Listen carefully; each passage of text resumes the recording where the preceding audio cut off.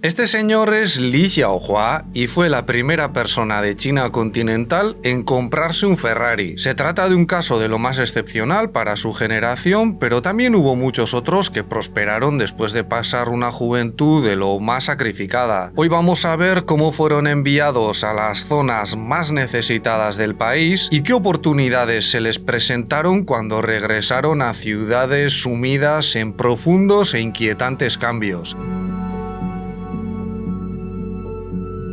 Li nació en 1951 y fue el tercer hijo de 4 en una familia trabajadora de Pekín. Vivían en un hutong, uno de esos barrios de callejones que os mostramos cuando visitamos la capital. Su padre era empleado de una empresa estatal dedicada a fabricar equipos de iluminación y su madre era ama de casa. Hay veces en las que las historias de personas hechas a sí mismas nos hablan de orígenes humildes que en realidad no lo eran tanto, pero en este caso sí, parece que hablamos de una familia que sufrió la escasez de alimentos y otros bienes fundamentales, sobre todo a comienzos de los años 60. De hecho, esto es algo de lo que se libraron pocos millonarios chinos de la primera generación. Entre ellos hubo gente que nunca se olvidó de sus orígenes humildes y supo empatizar con los más necesitados. Pese a no tenerlo especialmente fácil, porque no podía pagarse ni el autobús para ir a la escuela, Li consiguió completar los estudios de secundaria. En 1966 comenzó la Revolución Cultural y el sistema educativo se quedó hecho un lío. Se redujeron los años para graduarse y algunos centros cerraron porque los alumnos se iban a las famosas marchas por el país. No olvidemos que fue un movimiento protagonizado sobre todo por los adolescentes. Li estudió bastante para la época y eso en principio estaba muy bien. Sin embargo, para los jóvenes con cierto nivel formativo, como él y muchos otros de los nacidos en los años 50, incluidos el padre y los tíos paternos de Lele, ese logro personal tiene cierto carácter agridulce, porque cantidad de ellos fueron enviados a trabajar al campo. Estamos hablando de los jóvenes educados o Chishi Qingnian, de entre los que salieron muchos talentos, aunque primero les tocó pasar por esta experiencia tan característica de su generación. Por un lado, es cierto que en China había provincias y regiones con zonas rurales atrasadas que necesitaban ayuda. Esto ha sido siempre así y hoy en día se sigue haciendo mucho esfuerzo, por ejemplo, con la construcción de infraestructura para que no aumente la brecha. Pero por otro lado, no estaba nada claro que en las ciudades fuese a haber trabajo para tantos jóvenes con cierta formación, y enviarlos a los lugares menos desarrollados también era una forma de evitar su aburguesamiento. Hay quienes sostienen que el maoísmo temía que se convirtiesen en miembros de una clase menos interesada en la construcción del socialismo. Li fue uno de los 16 millones de jóvenes educados que tuvieron que abandonar su hogar, a veces para acabar a miles de kilómetros, aunque algunos también lo hicieron voluntariamente. De acuerdo con las biografías que hemos consultado, sus padres querían que se uniese al movimiento. Al fin y al cabo se entendía que era una experiencia de trabajo al servicio del Estado que podía tener sus recompensas. En no pocos casos, esos jóvenes que tenían la secundaria y poco más marcharon con la intención de ayudar a sus paisanos rurales,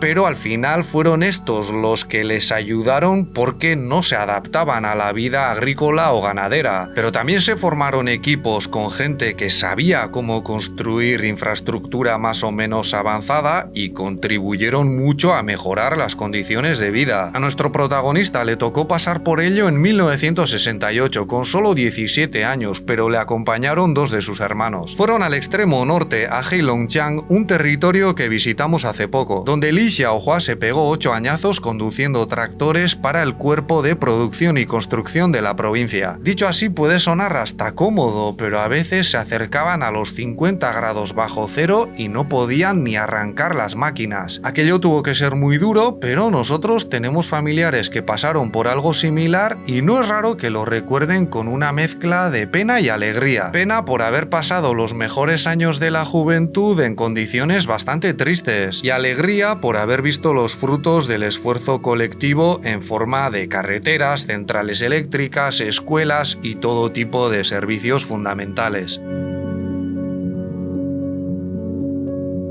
Con el fin de la revolución cultural y el maoísmo comenzaron a extenderse rumores sobre grandes cambios que también iban a afectar a los jóvenes educados. Después de casi una década de sacrificios, se planteó la posibilidad de que regresasen a sus localidades natales, y muchos lo hicieron en cuanto tuvieron la oportunidad, hasta el punto de que se produjo un pico de desempleo en las ciudades. No hay que olvidar que suponían alrededor de un 10% de la población urbana. Poco después de que regresasen, en 1978 se reactivaron los exámenes de acceso a las universidades. Y al mismo tiempo, tal y como os contamos en el vídeo sobre el primer millonario de la Nueva China, empezaba a haber más libertad para trabajar por cuenta propia. Esto seguramente para muchos fue como saltar a competir a una carrera con grandes premios para los vencedores, pero a costa de mucha incertidumbre. A Li le acabó yendo muy bien, ya lo sabemos, pero podía haber sido adelantado por otros perfectamente, y muchos de los que lo intentaron fracasaron. También conocemos casos cercanos de ese tipo. Por lo que hemos leído, él padeció cierta presión porque con 25 años todavía no se había casado y al volver a casa se sentía como una carga. Trabajó como calderero, cocinero, abrió una pequeña tienda de ropa, o sea, probó de todo hasta que en 1979 o 1980, dependiendo de la fuente, fue a la feria de Cantón y se encontró con una máquina para hacer zumos. La máquina en principio no estaba en venta, pero le pareció una idea tremenda y acabó pagando por ella 3.600 yuanes, prácticamente todos los ahorros de su vida. Vendió cada zumo más o menos por 1 yuan y después de un verano en la costa cerca de Pekín acumuló 100.000 yuanes. Nos ha parecido una pasada y hemos dudado de su veracidad, pero resulta que tenía varios empleados y era la única máquina de ese tipo en toda la zona. Dicho así puede sonar hasta fácil, pero había que atreverse en aquellos años a cruzar medio país para comprar la dichosa máquina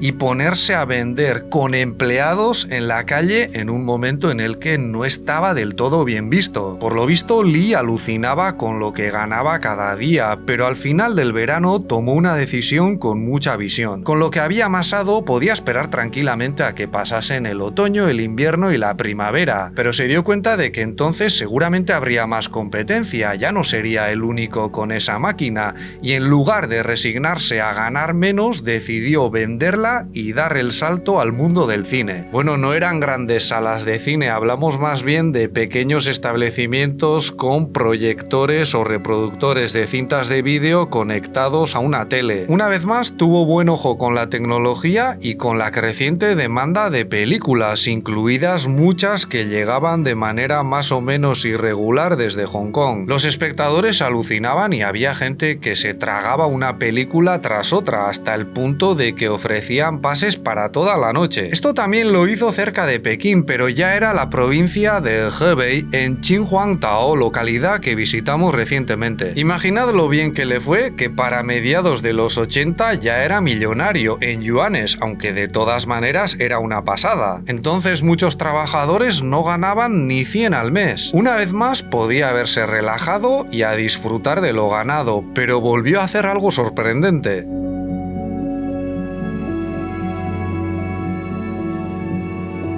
En 1985 se fue a Japón y se puso a aprender su lengua mientras trabajaba a tiempo parcial como camarero y como aprendiz de una empresa comercial. Por lo visto, aquello le sirvió para aprender de la filosofía de trabajo de los japoneses y en cosa de 1 año ya tenía su propia compañía. Yo cuando leí esa parte de su biografía pensé, ya está, se fue a Japón porque de allí llegaba mucha tecnología a China y quería dar con el próximo inventazo que lo convertiría en multimillonario. Pero no, hizo justo lo contrario. Resulta que durante la visita del primer ministro japonés a China, Deng Xiaoping lo vio con cierta escasez de cabello y pidió que le buscasen una loción. Es posible que esto ya estuviese acordado, pero al final le dieron un producto elaborado en Pekín a base de medicina tradicional. Aquello tuvo cierto eco y Li trató de convertirse en representante de la empresa para vender la loción en Japón. Total, que fue un exitazo y le llovieron las alabanzas, en parte también porque fue un pionero de las relaciones comerciales entre ambos países, que pintaban muy prometedoras. Ahora bien, la comercialización de ese producto se llevó a cabo de manera no muy convencional, a través de jóvenes chinos que estaban estudiando en Japón. Anduvo cerca de ser un sistema piramidal y seguramente no es el proyecto del que más orgulloso esté. En cualquier caso, la jugada le salió tremenda, aunque no tardaron en salir imitaciones y productos de la competencia que hicieron que dudase de su rentabilidad a largo plazo. Así que en 1988 lo dejó y se fue a Hong Kong para probar suerte con el mercado inmobiliario.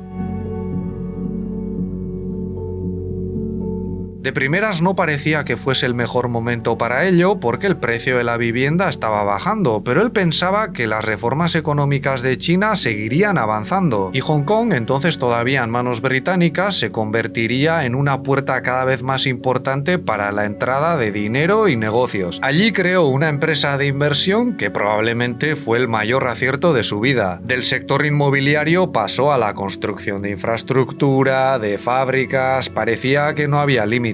No hay datos al respecto, pero es posible que a comienzos de los años 90 fuese la persona más rica de China. Al contrario de lo que ocurrió con el primer millonario, del que os hablamos en el último vídeo, Li no se vio envuelto en grandes escándalos y amasó su fortuna en un momento de mayor aceptación. Para la última década del siglo XX ya había muchos negocios y unas cuantas empresas privadas de éxito. La desigualdad aumentó una barbaridad, hubo momentos de gran malestar y es posible que eso afectase a Li a la hora de desarrollar su faceta filantrópica. A partir de 1992 comenzó a hacer donaciones anuales que superaban el 1.000.000 de yuanes, hasta sumar unos 100. Algunos hablan de un total mucho mayor, pero no sabemos si las fuentes son muy fiables. Donó sobre todo a escuelas como aquella en la que estudió de pequeño, pero también se acordó de la zona en la que trabajó como parte de los jóvenes educados, de las víctimas de desastres naturales, y de esa manera quizás no generó tanto rencor cuando se convirtió en el primer propietario de un Ferrari en China. Aquello también ocurrió en 1992. Ferrari celebró una feria en Pekín, pero no esperaba vender vehículos, porque el modelo 348 costaba casi $140.000 de la época. Pero entonces apareció Li y bueno, montaron todo un show porque le hicieron la entrega del vehículo nada menos que en el Templo del Cielo. Y luego se paseó por puntos emblemáticos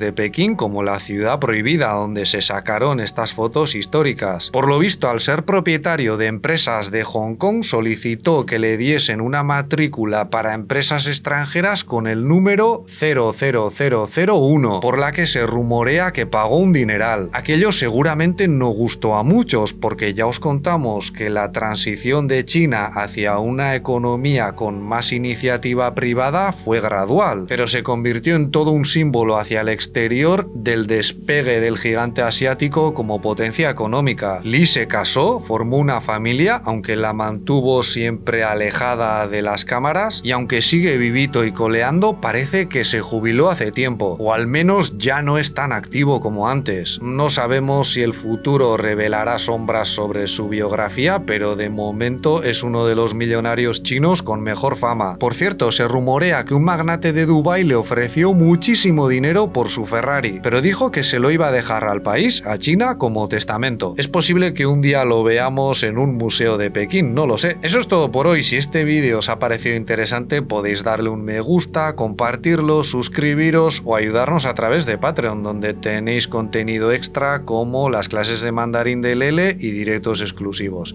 Muchas gracias y hasta pronto.